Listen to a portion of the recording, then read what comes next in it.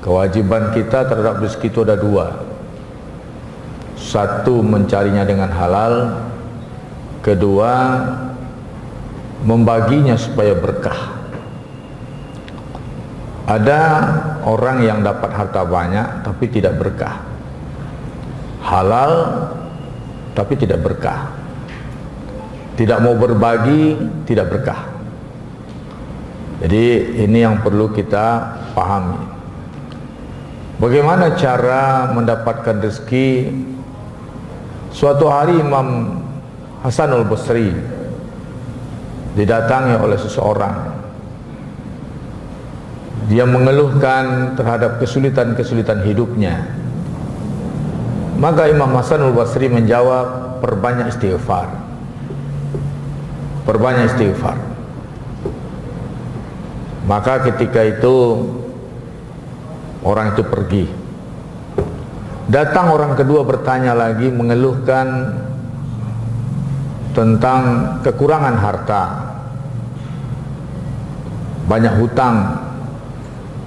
Maka beliau juga mengatakan perbanyak istighfar. Kemudian ada yang mengeluhkan tidak punya keturunan.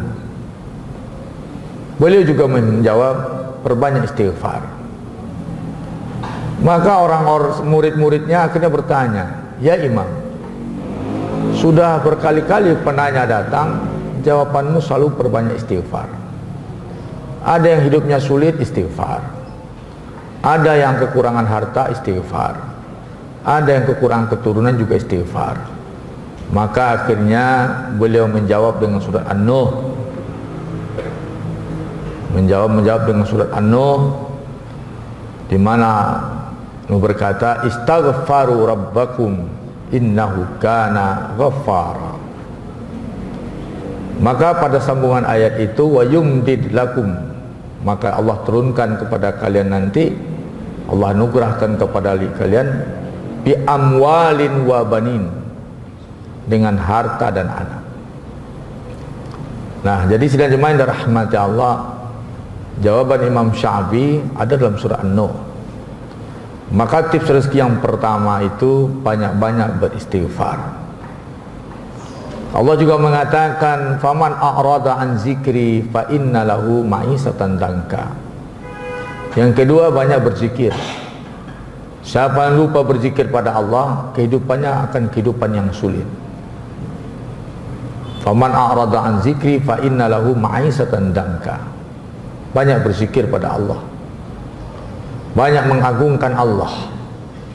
Banyak orang salah kaprah sidang jemaah mencari rezeki, memuji orang kaya yang di lobinya melebihi Pak Allah Subhanahu wa ta'ala. Sibuk mencari perhatian orang yang pegang uang dan lupa melebihkan perhatian kepada Allah.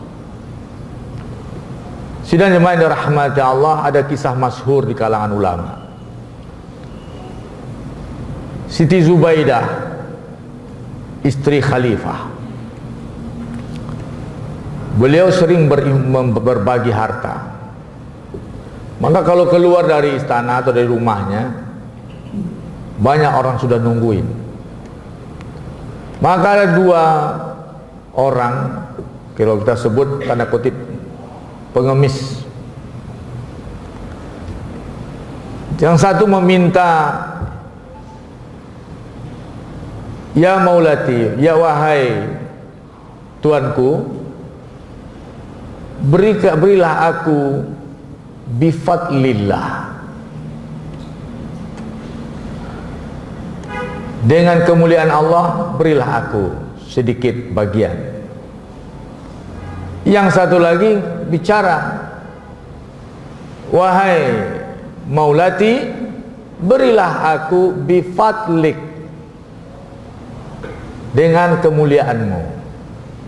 Yang satu meminta dengan kemuliaan Allah, memuji Allah. Yang satu meminta dengan memuji Siti Zubaidah. Maka Siti Zubaidah mengambil uang 10 dinar, 2 dinar diberikan kepada yang meminta dengan kemuliaan Allah. Dia hanya memuji Allah, meminta pada Siti Zubaidah dengan hanya memuji Allah. Dan beliau memberikan 1 ayam panggang yang tadinya dibawa untuk beliau, diberikan kepada orang yang meminta dengan kemuliaan Siti Zubaidah.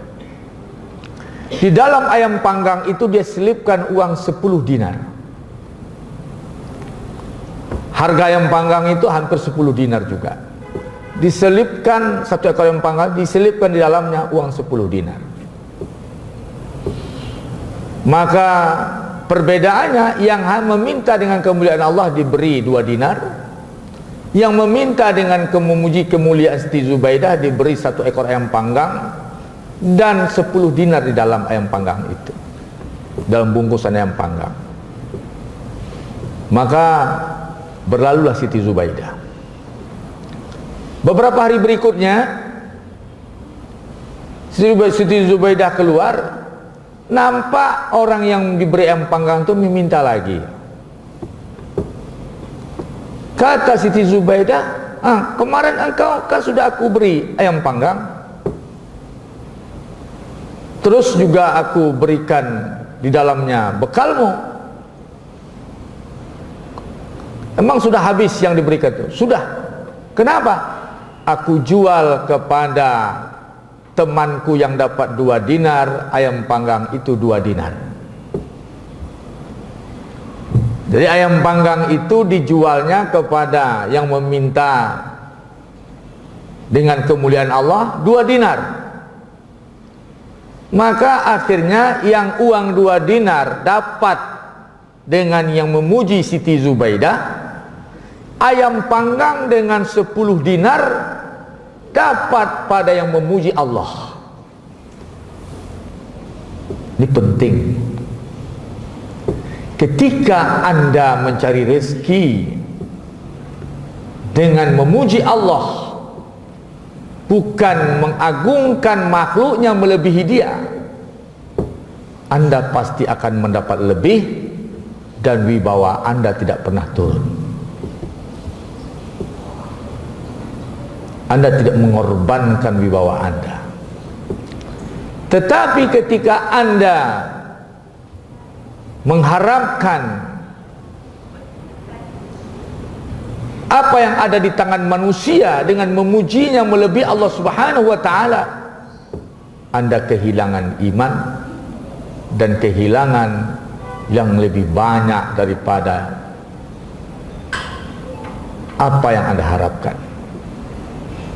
Ingat kisah ini.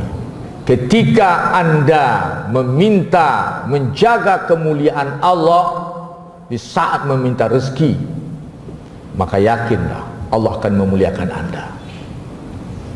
Karena ujung dari semua harta kemuliaan diri.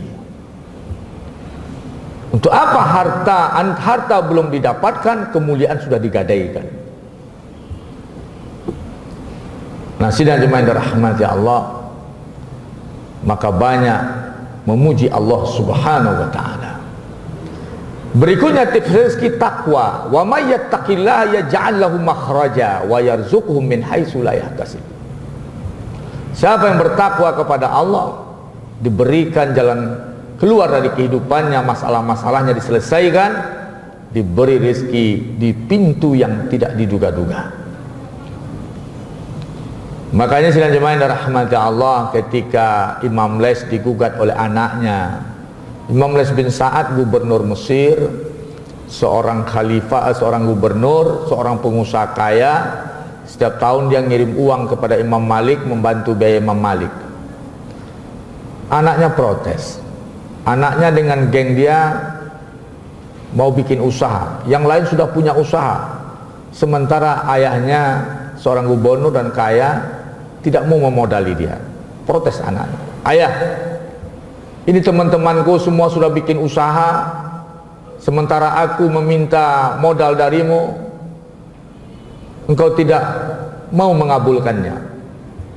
Apa jawab Imam Les bin Sa'ad? sudahkah kau minta pada yang punya harta ini, dan sudahkah kau yakinkan dia dengan kelayakanmu memegang harta itu? Emang siapa yang punya? Ayah, kan ayah yang punya, bukan aku yang punya. Aku hanya dititipkan untuk mengelolanya, tetapi yang punyalah adalah Allah.